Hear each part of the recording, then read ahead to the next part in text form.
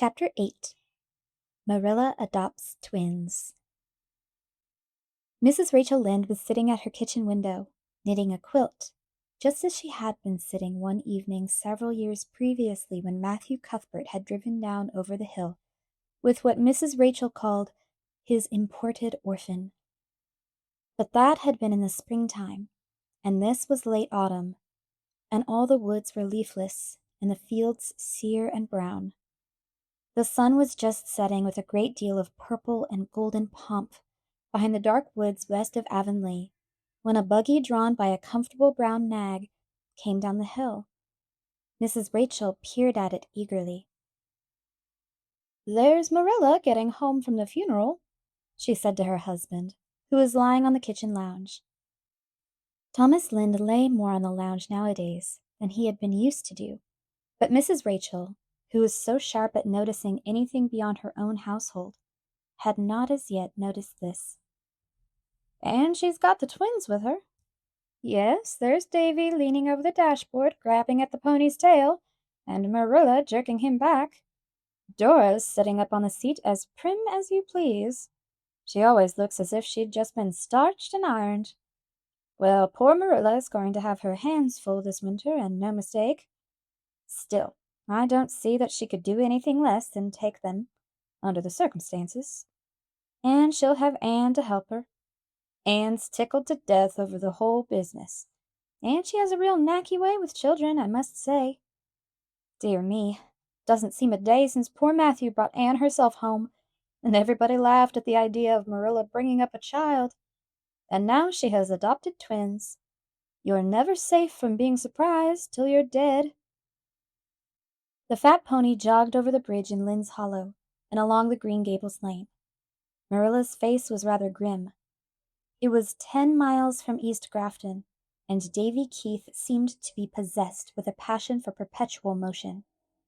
It was beyond Marilla's power to make him sit still, and she had been in an agony the whole way, lest he fall over the back of the wagon and break his neck, or tumble over the dashboard under the pony's heels.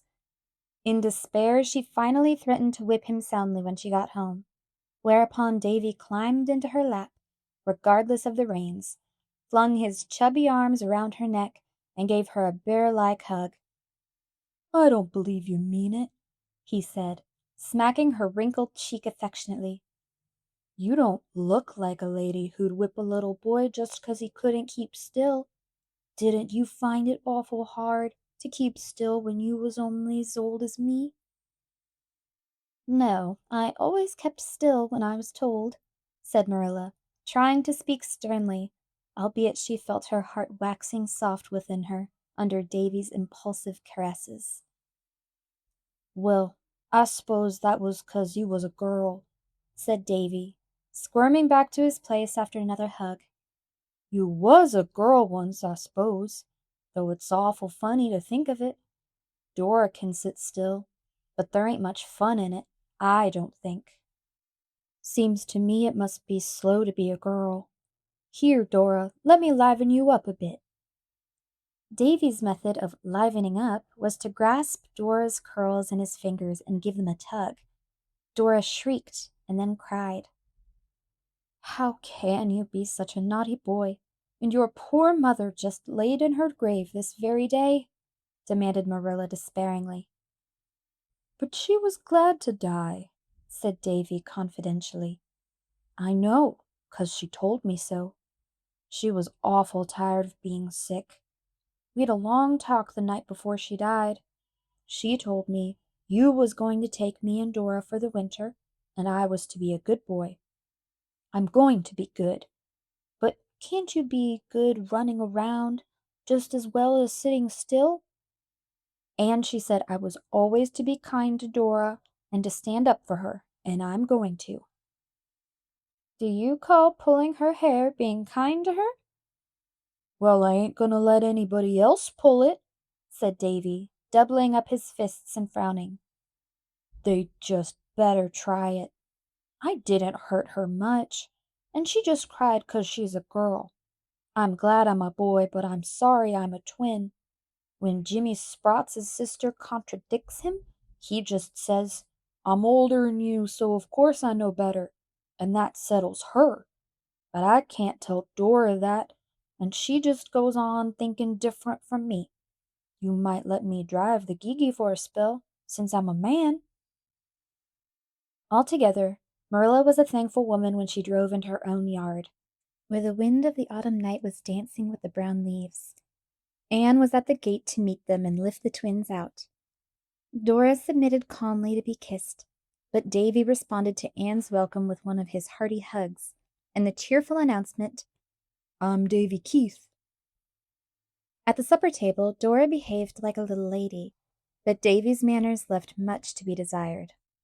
"I'm so hungry, I ain't got time to eat politely," he said when Marilla reproved him. "Dora ain't half as hungry as I am. Look at all the exercise I took on the road here. That cake's awful nice and plummy. We haven't had any cake at home for ever and ever so long, 'cause Mother was too sick to make it, and Mrs. Sprott said it was as much as she could do to bake our bread for us. And Mrs. Wiggins never puts any plums in her cakes. Catch her. Can I have another piece?"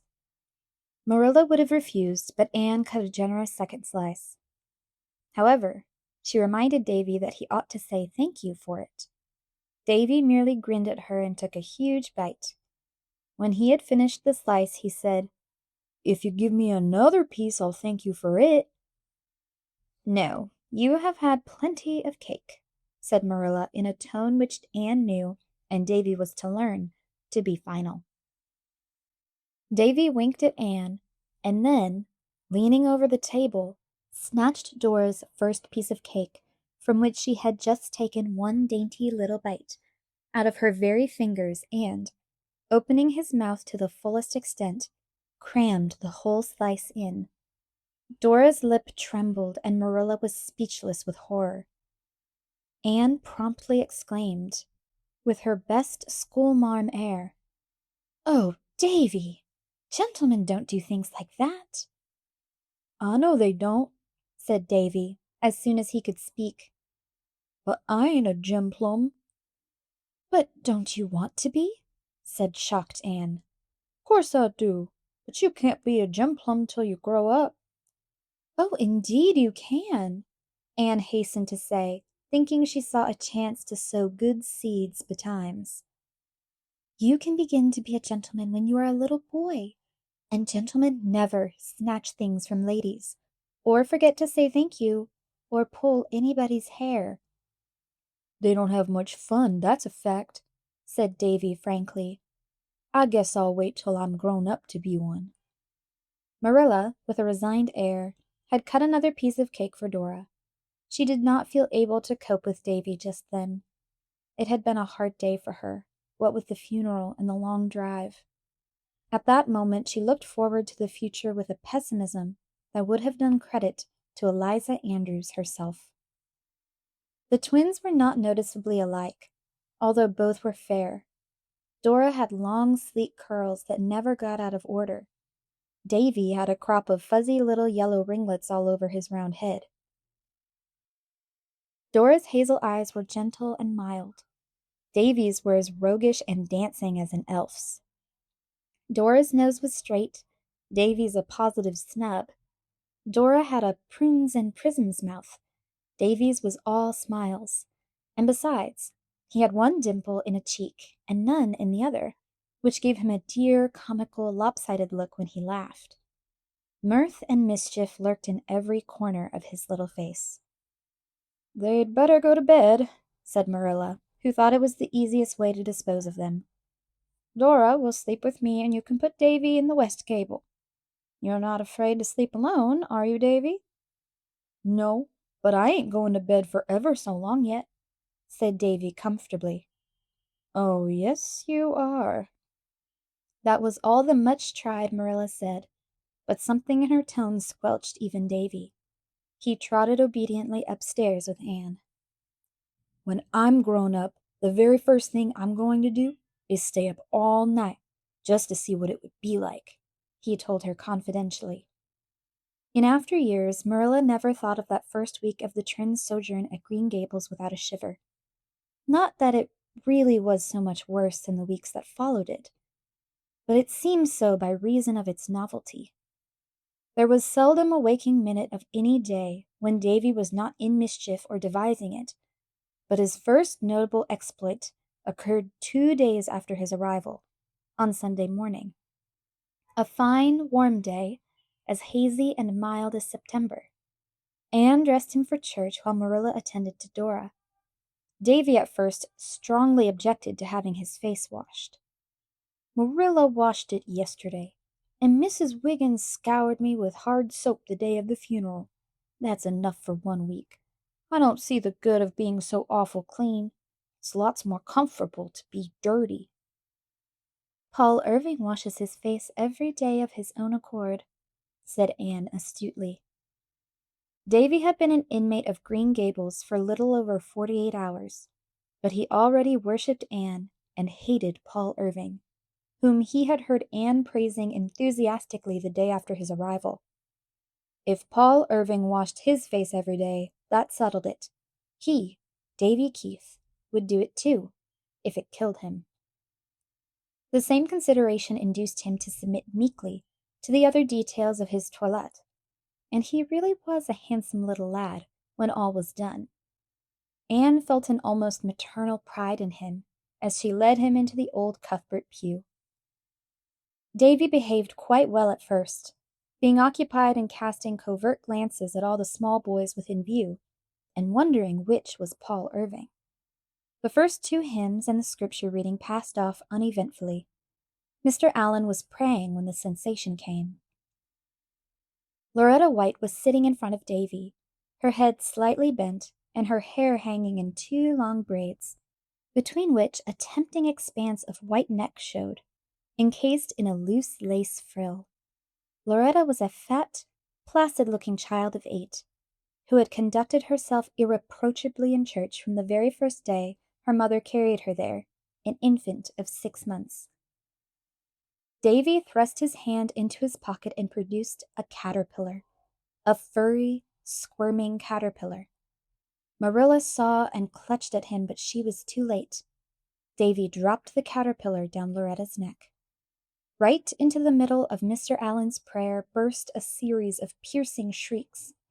The minister stopped, appalled, and opened his eyes. Every head in the congregation flew up. Loretta White was dancing up and down in her pew, clutching frantically at the back of her dress.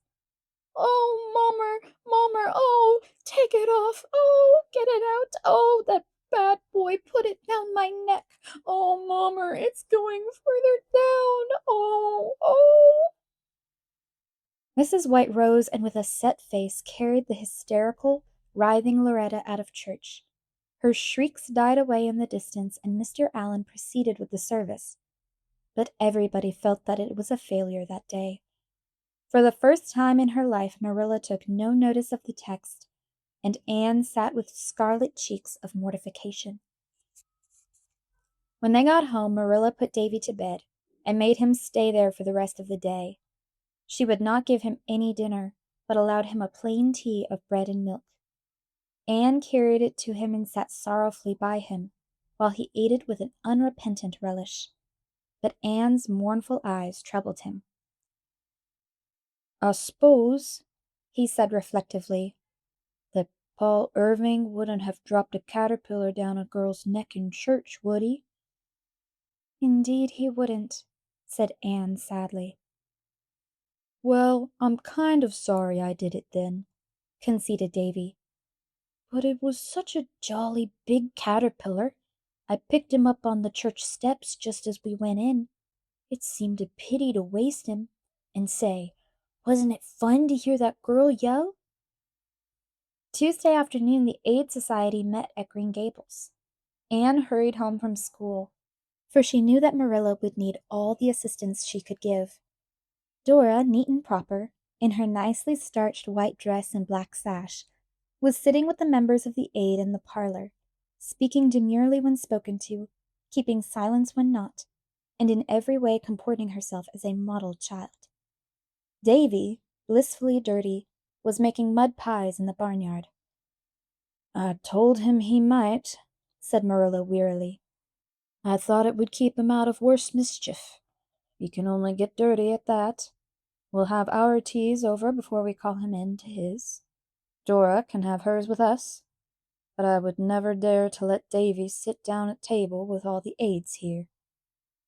When Anne went to call the aides to tea, she found that Dora was not in the parlor. Mrs. Jasper Bell had said that Davy came to the front door and called her out. A hasty consultation with Marilla in the pantry resulted in a decision to let both children have their teas together later on. Tea was half over when the dining room was invaded by a forlorn figure. Marilla and Anne stared in dismay, the aides in amazement. Could that be Dora? That sobbing, nondescript in a drenched, dripping dress and hair from which water was streaming on Marilla's new coin-spot rug? Dora, what has happened to you? Cried Anne, with a guilty glance at Mrs. Jasper Bell, whose family was said to be the only one in the world in which accidents never occurred. Davy made me walk the pig-pen fence, wailed Dora. I didn't want to, but he called me a fraid cat, and I fell off into the pig pen, and my dress got all dirty, and the pig runned right over me. My dress was just awful, but Davy said if I'd stand under the pump he'd wash it clean, and I did, and he pumped water all over me, but my dress ain't a bit cleaner, and my pretty sash and shoes is all spoilt. Anne did the honors of the table alone for the rest of the meal, while Marilla went upstairs and redressed Dora in her old clothes. Davy was caught and sent to bed without any supper. Anne went to his room at twilight and talked to him seriously, a method in which she had great faith, not altogether unjustified by results. She told him she felt very badly over his conduct. I feel sorry now myself, admitted Davy. But the trouble is, I never feel sorry for doing things until after I did 'em. Dora wouldn't help me make pies 'cause she was afraid of messing her clothes, and that made me so hoppin' mad. I s'pose Paul Irving wouldn't have made his sister walk a pig pen fence if he knew she'd fall in. No, he would never dream of such a thing. Paul is a perfect little gentleman. Davy screwed his eyes tight shut and seemed to meditate on this for a time. Then he crawled up and put his arms round Anne's neck, snuggling his flushed little face down on her shoulder. Anne, don't you like me a little bit, even if I ain't a good boy like Paul? Indeed, I do, said Anne sincerely. Somehow it was impossible to help liking Davy. But I'd like you better still if you weren't so naughty. I did something else today, went on Davy in a muffled voice. I'm sorry now, but I'm awful scared to tell you. You won't be very cross, will you? And you won't tell Marilla, will you? I don't know, Davy. Perhaps I ought to tell her. But I think I can promise you I won't, if you promise me that you will never do it again, whatever it is. No, I never will. Anyhow, it's not likely I'd find any more of 'em this year. I found one on the cellar steps. Davy, what is it that you've done? I put a toad in Marilla's bed. You can go and take it out if you like. But say, Anne, wouldn't it be fun to leave it there? Davy Keith! Anne sprang from Davy's clinging arms and flew across the hall to Marilla's room. The bed was slightly rumpled.